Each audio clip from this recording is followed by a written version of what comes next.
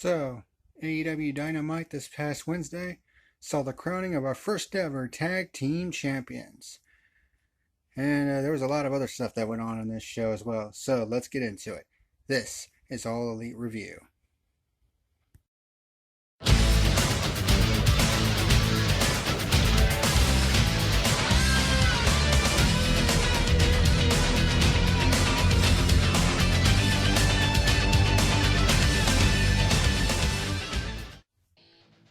What's happening, ladies and gentlemen? This is the PackerMan, and welcome to today's edition of All Elite Review. Doing something a little bit different this time around. I'm walking around my house with the camera and doing this review, mainly because I'm waiting on a pizza. But in the meantime, we're going to go ahead and get this review done, at least the recording portion of it. But today we're going to be reviewing the past Wednesday episode of Wednesday Night Dynamite, which was in Charleston, West Virginia.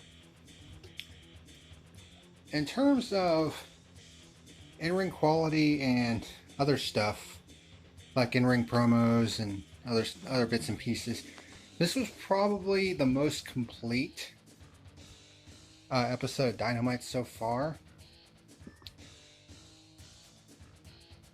But it wasn't perfect by any stretch of the imagination. And the World Tag Team title match was indeed the main event. I had said the previous week that I would have been very surprised if it wasn't the main event, considering, the Tag Team Championships were on the line, and we were about to crown the inaugural champs. So I continue to wait for my pizza. But, it wasn't a totally perfect show, but it was still a pretty damn good, solid show. The only thing that kind of sucks is that the ratings for it went down again. Of course, it was up against Game 7 of the World Series, and everybody's going to be watching that. So, and also, this week's episode of AEW Dynamite, as a result, only drew about 750,000 viewers, which is down by half from its premiere episode at the beginning of the month. So, not very good, unfortunately. But since the World Series and baseball is now done and over with, then we should see those numbers go back up in the next couple of weeks. And hopefully it'll go back up to above 1 million. Which would be nice. But again, this is a. We also have to remember that this is an organization that's just now starting out.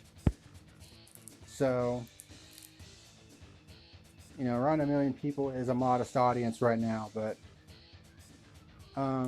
if they're able to keep up with this, with the good storytelling and the great wrestling that they have in the ring, I think they'll start to build on their audience, but only time will tell. But without further ado, let's get into reviewing the show. So there were 5 matches on the show tonight. The first one was a singles match between Sammy Guevara and Hangman Adam Page. This was a pretty good start to the show. Highlights of the match: Paige hits a big boot and a suplex for a 2 count.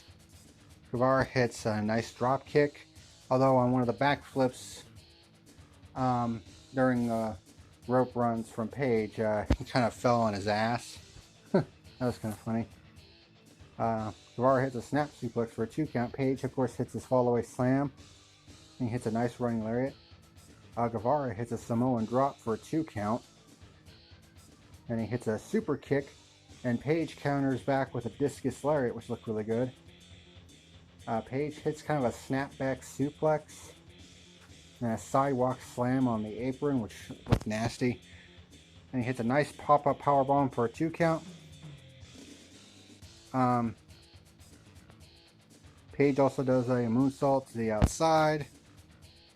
At one point, Guevara looked like he was going to go for a top rope move. but then just dropped down and head slapped Paige, which kind of woke Paige up. Guevara hit a knee lift, but Paige hits a rolling elbow, and then he hits the buckshot lariat for the 3 count and the victory. So your winner of the first match is Hangman Page. I give this match 3.25 stars out of 5. After the match, he grabbed the microphone and basically talked about, his rematch with Pac, and said that at Full Gear, I'm going to be doing some cowboy shit. Which certainly elicited a pretty positive response from the crowd. So probably the most positive we've heard from the crowd for Adam Page since Double or Nothing, I'd say. The next match was a female singles match. Hikaru Sheeta was making her first appearance since All Out. And she was going up against a newcomer I had never heard of before, Shanna, who was apparently born in Portugal and now resides in France, which was kind of interesting.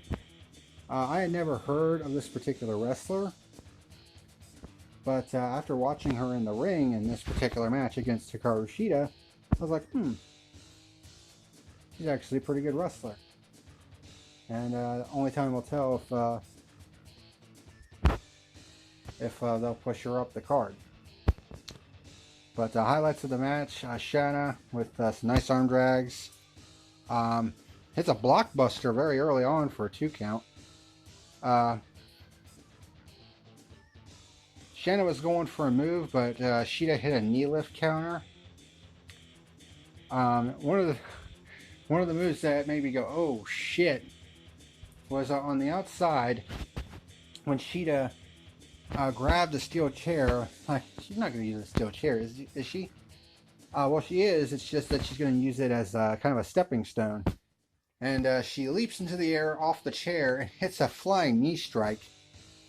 And that elicited a holy shit out of me, which I thought was pretty cool.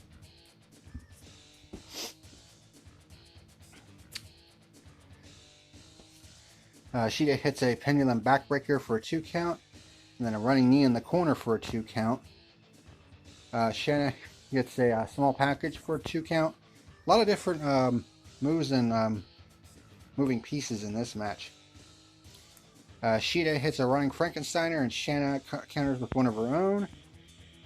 Shanna hit what looked like a Superman punch, an actual Superman punch, for a 2 count. And then she hits the implant buster, kind of a spinning implant buster, which is basically a butterfly. Pick them up into like a butterfly suplex, but then dropping them right on their face. Got a very close 2 count. They battled on the turnbuckle, but Shanna knocks Sheeta into a hanging position, a la Alberto Del Rio, and hits a coup de grace double stomp for a 2 count. It looked like Shanna was going for yet another underhook move, but then Sheeta picks her up and turns it into a crunchy, which is Trent Beretta's finisher, and she hits it herself, which I thought was pretty interesting. And then Sheeta hits a nice superplex where she actually pulled Shanna from the outside of the ring in. They start trading pinfall combinations. Sheeta hits a nice Falcon Arrow for a 2 count. She immediately rolls out of it, hits the ropes, and hits basically a Shining Wizard-like flying knee strike for the 3 count and the victory. So your winner, Hikaru Sheeta. This was actually a pretty good match. I enjoyed it. I gave it 3 stars out of 5. And then the Rock and Roll Express come out. And I'll be the first one to admit that I am not familiar with the Rock and Roll Express at all. I know they were an old tag team that were once managed by Jim Cornette, I think. And they were going to present the new AEW Tag Team Championships to the winners of the tournament final that was scheduled later on that night. But then Proud and Powerful, Santana and Ortiz, attacked them from behind, beating them down with like a sock that was a loaded sock. And then they sent, what the hell was his name? I think his name was Ricky Morton or something like that. They picked him up in like a double power bomb and sent him straight through the stage. And that's certainly, and you could look through the crowd and they're like, oh shit. Eventually Proud and Powerful were chased off by the Young Bucks. But this wouldn't be the last time we would see Proud and Powerful on this night. So yeah, the Inner Circle is really starting to turn themselves into real scumbag heels. Which is, I think, what they want. So there is that. The next match was a bit of a quickie one. It was a bit of a gimmick match. The Beaver Boys, John Silver and what the fuck was the other guy's name? I forget the other guy's name, but something Alexander or something like that. I can't remember. But they're known as the Beaver Boys on the Indies. This is their second appearance, and this time they're teaming up with QT Marshall, which I thought was kind of interesting. And they would go up against the Best Friends, and by the Best Friends I mean all three of them, including Orange Cassidy. He didn't really do a whole hell of a lot in this match, but what he did do got a huge roar from the crowd. This match only lasted like 3 minutes. Highlights of the match. The Best Friends with double shoulder blocks. Silver with a nice high kick. The Beaver Boys and QT with lariats in the corner. Trent hits his step up tornado DT. 1 second. And the pizza is here. Give me 1 second.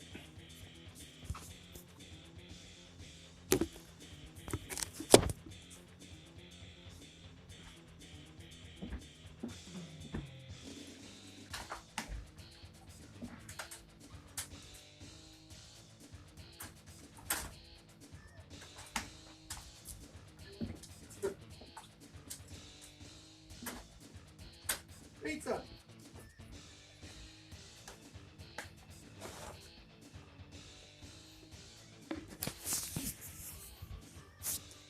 Where was I? Oh yeah. So Trent hit the step up DT. Tags in Chuck Taylor and hits a Shiranui in his rising knee. Best friend and Trent hits the sexy Chucky knee. The Best Friends hit their soul food half and half suplex combo. Went for the hug, but QT Marshall cut him off. And then Cassidy comes in and starts doing like the weak little kicks, like with the half-assed kicks. But then he comes back with a front drop kick, a legit front drop kick. Does a kip up. The referee puts his glasses back on, which was and they were kind of cockeyed. And then they do the hug. And then Cassidy, with his hands in his pockets, does a tope suicida to a couple of the guys outside. And then the Best Friends hit their strong zero, the double stomp crunchy, for the 3 count and the victory. It's pretty much a squash match. And by the way, the Best Friends were dressed as characters from Rick and Morty. Which was part of the kind of a cross promotion, promoting the new season that's coming up soon. So there's that. But that's why the Best Friends were kind of dressed up on this night, and plus it's Halloween Eve, so you know it's whatevs. And then we have the official contract signing between Chris Jericho and Cody. And there were some details in the contract that I thought were kind of interesting. For this match in particular, in the event that it went a full 60 minutes, they would have 3 judges at ringside to determine who the winner of the match would be. So that way that there was not a tie in the championship match, which I thought was kind of interesting. But one caveat that did come out of this, which I actually do like, is the fact that this will mean no outside interference. And y'all know how much I fucking hate outside interference, so this is a pretty big plus for me. And this seems to implicate that, well, they might go 60 minutes. I doubt it. This is just putting the possibility out there that it might go 60 minutes. I don't think it will go 60 minutes. But Cody signs the contract first. Chris Jericho basically starts messing with Cody, acting like he was going to flip the table over, because that's what always happens in contract signings. But he basically starts saying that this match is just way too important for that. And basically tells Cody that if you win, hey, you're the AEW champion. But if you lose, I guess it just means that you're just not that good. And Jericho signs the contract. Both of them get up, shake hands. But then on the Titantron, Sammy Guevara, I guess, is on a cell phone or something like that. Or he had a cameraman back there, and he was talking about some shit, and then he points the camera at a fight going down between Jake Hager and Dustin Rhodes. And Hager eventually gets the upper hand, slams Dustin into the limo, and then hits a low blow on him, which apparently, which was what also happened in his Bellator fight. Although I don't think that one was intentional. This one was definitely intentional. And the door was open, and Dustin was kind of holding onto the corner, trying to basically get his bearings, and Hager slams the door in Dustin's arm. Although someone had a shot of the limo, and I guess there was like a piece of wood prop there, so it was obvious that it wasn't actually slammed on his arm, but it looked that way, and it looked pretty convincing because a lot of people in the crowd were just shocked. But yeah, the Inner Circle continuing to be douchebags, and Jake Hager has basically got to that point where it's like, you know, that point as a heel where it's like, okay, now I really want to see you get your shit pushed in. You know, so now it's getting to the point where I think a lot of people want to see Hager get his comeuppance. So, but yeah, the Inner Circle continues to run roughshod over AEW. So they're definitely the biggest heel faction in the company right now. I think they're the only heel faction in the company, to be honest. But that's neither here nor there. The next match is a 6-man tag between the Hybrid 2 and Superbad Kip Sabian, and they are going up against the Elite, Kenny Omega and the Young Bucks. The Young Bucks come out in costume. The Young Bucks came out in their Ryu and Ken costumes that they wore at Fyter Fest. But Kenny comes out as Sans from Undertale, which I thought was pretty interesting. And of course, he's, you know, a big video game buff, so that kind of goes without saying.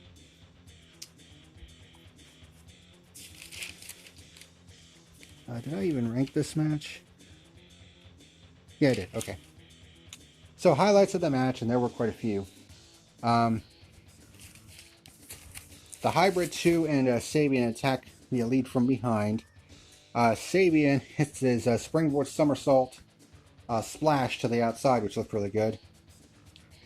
Then Omega comes back with a double basement dropkick, and then a double Kotaru Crusher, I should say, on the Hybrid 2. Young Bucks with an assisted dropkick. The Elite hits a nice combination back elbow Gamengiri, and then a double Gamengiri double stomp combination. Evans with the Sasuke special, which is basically the cartwheel backflip to the outside, which is pretty good. He does that so well. Sabian with a suplex for the 2 count. And then he hits an avalanche Frankensteiner on Matt, I think, for a 2 count. Evans with the back handspring elbow, and he backflips out of the ring. And then we get to a commercial break, which kind of sucks. But they come back from the commercial with Matt hitting a spear, Nick hitting a soccer kick. Sabian hits a nice poison Frankensteiner on Nick, I believe. It was one of the Young Bucks. Then Omega starts hitting Snapdragon suplexes. Evans hits a front flip axe kick. Tries to go after one of the Young Bucks, but then they counter with the powerbomb Gamagiri. Sabian hits a nice tornado DDT on Matt. Nick hits a super kick on Sabian. What the fuck's his name? And Helico comes in with a kind of a rolling kick, picks him up in a fireman's carry, goes to the corner to do a move. Matt grabs Angelico's leg, and then Evans jumps up to the turnbuckle, jumps onto Nick's back, and moonsaults to the outside on top of Matt. That looked pretty cool. Angelico went for the BT bomb, which is basically a razor's edge. But Nick fought his way out of it, and Omega hits a V-trigger on Angelico. Second. There we go.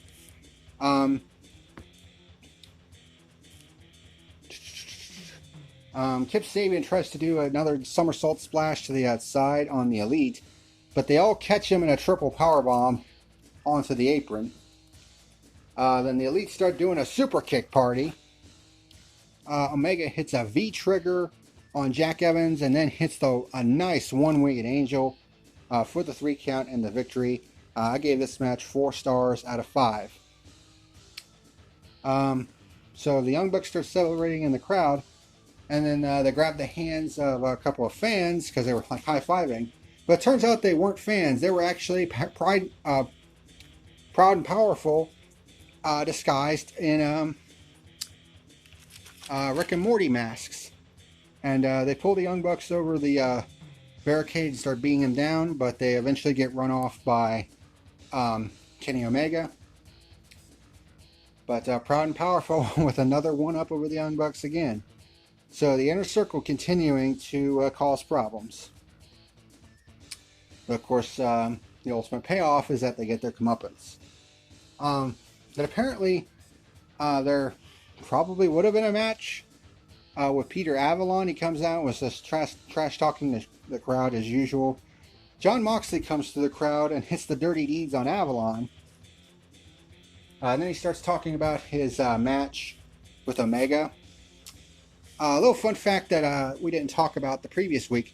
There was some post-show activity that went that happened on the Pittsburgh show after it went off the air.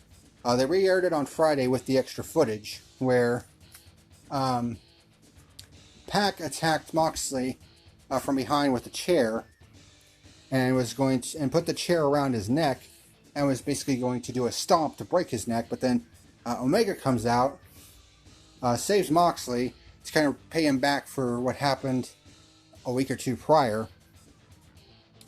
They basically start staring each other down. Pac tries to attack both of them, but they both knock him out of the ring. And then Adam Page came out and basically challenged Pac to a rematch at Full Gear. So we're going to see Adam Page versus Pac at Full Gear. And then they also showed Moxley going backstage, and somebody told him that Tony Khan was looking for him, who's the guy in charge, the president of the company. And they basically do this segment where the cameraman kind of waits outside the door, but he's listening in. And Khan basically tells Moxley that he can't sanction the match between himself and Omega, which means it's going to be a lights out match, which means it's not going to count on either man's record, which royally pissed Jon Moxley off, because it's like, he was like, you know, I've been working so hard for this, and now you're saying it's not going to count. That really pissed him off. So Moxley comes out to the ring and cuts this very impassioned promo. See, this is the type of shit that he wanted to do in WWE, but was always handcuffed. But in AEW, they just said, go out there and do whatever. It was basically like, I'm the toughest son of a bitch, you know, in professional wrestling today. And I think one of the last things he said, you know, Omega's blood is going to be on your hands, and you can take your win-loss record and shove it straight up your ass. So, yeah, Jon Moxley, that's what we want to see out of him. And then we get to our main event, the AEW World Tag Team Championship Finals. Oh, I want so badly to give this 5 stars, but I can't do it, unfortunately. But it was the Lucha Brothers against SCU. So, highlights of the match. And by the way, since this was a championship match, there had to be a winner. So both teams start going at each other hard. The Lucha Brothers start with a super kick party. Pentagon hits a lung blower and then a pump handle driver, I think on Scorpio Sky for a 2 count. Then he hits a sling blade on Kazarian. Phoenix with his rope walk kick, which always looks cool. Pentagon with a victory roll for a 2 count. SCU did a pretty unique little thing where Scorpio Sky monkey flips Kazarian, who does a full flip and hits a lariat on both of the Lucha Brothers. And then Kazarian starts getting some offense in with his nice springboard leg drop. He gets some serious height on that one. Kaz pulls Phoenix into Pentagon's way. I guess he was getting ready to do a soccer kick. But Kaz, I guess, pulls Phoenix in the way, and Pentagon kicks Phoenix. Ouch. Kaz hits a nice axe kick, and then a slingshot Frankensteiner, and then a German suplex for a 2 count. Phoenix does this amazing rope walk arm drag where he goes up to the corner where Scorpio Sky is. Sky tries to trip him up. He jumps onto the middle rope, jumps back up, does like this fancy flip, and then does an arm drag. And I thought, damn, that was pretty cool. Pentagon does a super kick. And then the Lucha Brothers does a kind of a assisted springboard leg drop to the outside. Phoenix does a nice leg drop for a 2 count, and then a drop kick for a 2 count. The counter out of it, Kaz hits a Angel's Wings. Wonder where he got that from. Gets the hot tag to Scorpio Sky, who starts wrecking house. Hits a nice head scissors takedown, and then a tope con hilo. A scary part of this match happened when Phoenix was on the apron, and Kazarian tries to go for like a flying Frankensteiner off of the turnbuckle, but as he's swinging around, the back of his head actually hits the apron, and Phoenix goes flying into Pentagon. That looked like it hurt. I mean, I wouldn't have been the least bit surprised if he got concussed from that, because that was a pretty hard hit into the apron. So that was a pretty scary moment. But to his credit, he kept going and finished the match. SCU hits their assisted DDT, and then Sky with a nice cyclone DDT where he's like spinning around and around and around like this. And then hits a tornado DDT for a 2 count. Pentagon hits a nice Canadian Destroyer. Phoenix with the rolling cutter on Scorpio Sky for a 2 count. Sky and Phoenix hit like a cross-body collision. They both went for the cross-body block. Pentagon powerbombs Kazarian through a table on the outside. Pentagon hits a super kick on Scorpio Sky, and then the Lucha Brothers kind of do this like shoulder ride splash where Phoenix jumps up onto his brother's shoulders, and does this flying splash off of him. Only got a 2 count though. And then the ending to this match, kind of disappointing to say the least. I think they had to call an audible for this finish, either due to Kazarian maybe being concussed, or maybe due to time constraints because they were running out of TV time. But the Lucha Brothers were going to go for their Zero Fear finisher, the double stomp package pile driver. But Sky fights out of the pile driver and puts Pentagon in a small package. Kazarian comes in and breaks and knocks Phoenix off the top rope. And Sky gets the 3 count off the small package. And Pentagon wasn't even trying to fight out of it or anything. He wasn't like squirming his arms. It just got a... They just got a 3 count out of that. And even the crowd was like, that was the finish?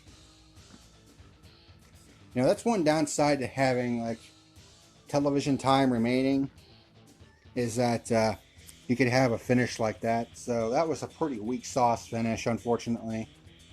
But at any rate, we do have our inaugural AEW World Tag Team Champions. It is Frankie Kazarian and Scorpio Sky SCU.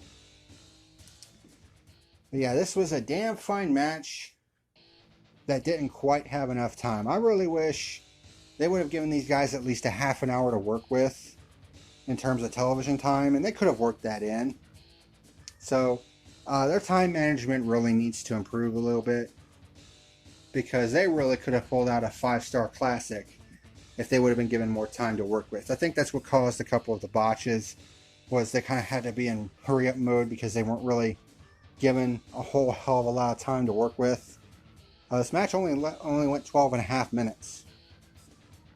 So, you know, I really wish they would have given them at least 20 minutes to work with. So, you know, but it is what it is. It was still a great match, though. It was just a weak finish. I gave it 4 stars out of 5. But my final rating for this show overall, like I said, probably the most complete show of the tenure. We're in our 5th episode. I don't think it was as good as last week's, though, personally. But they had more promos. The wrestling was still good. And, of course, we had a championship match. I'll give it a solid 8 out of 10. That's what I'll give it. It was still a good show overall. Next week, they go to Charlotte, which is the go-home show for Full Gear, which is November the 9th, which is only 9 days away as I'm recording this. 8 days away when you watch this. So, they already have the World Championship match signed. We already know it's going to be Chris Jericho versus Cody. Since they're not going to have as many pay-per-views during the course of the year, from what I've heard, I would say all the championships are going to be on the line. So we're going to need a tag team championship match. It'll probably be a rematch between SCU and the Lucha Brothers, I'd say. Of course, in the tag team division, anybody in the top 3 could be considered a legitimate contender. But they might do SCU versus the Lucha Brothers again, except they're going to have a proper finish. And they need to find a contender for Riho, which is probably why they did like a fatal 4-way on Dark, and then Hikaru Sheeta against Shanna. You know, doing some women's matches to basically try to determine who the number 1 contender is. And I'll be surprised if there's not a number 1 contenders match on Dynamite next week. And there might be one for the tag team division too. But we'll have to wait and see. But anywho, that's pretty much going to do it for tonight's review. A little bit shorter than usual. Just kind of blew right through it. Interesting. But thank you very much for watching. And until next time, this is the PackerMan signing out. See ya.